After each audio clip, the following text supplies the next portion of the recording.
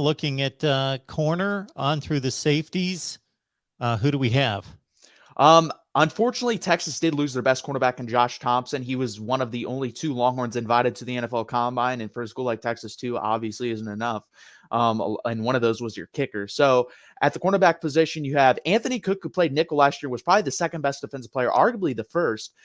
There's been rumblings he could be moving to safety, so we'll see if that's going to happen. It'd be interesting. Like I said, I thought he played fantastic in the nickel last year, so moving him to safety would be very interesting, especially since he started his career at outside corner. So that'd be a weird transition, but one we may need because we're going to need help at the safety position. I think there's going to be a battle there.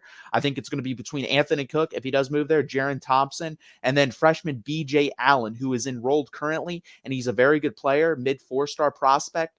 So I think that's the position battle that you'll see. And obviously JD Coffey there as well. He's been there for a minute. Hasn't really produced much, so I don't really see him factoring in too much, but it is possible he got better.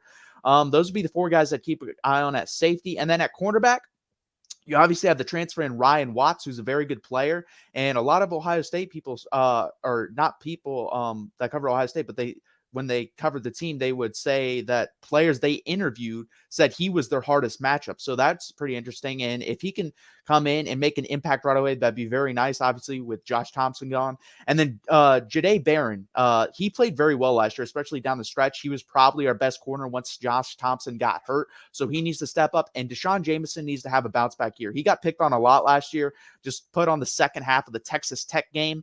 And he struggled mightily in the second half of the game. I believe he gave up 2 long touchdown passes over 40 yards. And I don't care what the score is. You can't allow teams to do that to you. So he's very good special teams wise, but he needs to get better in coverage.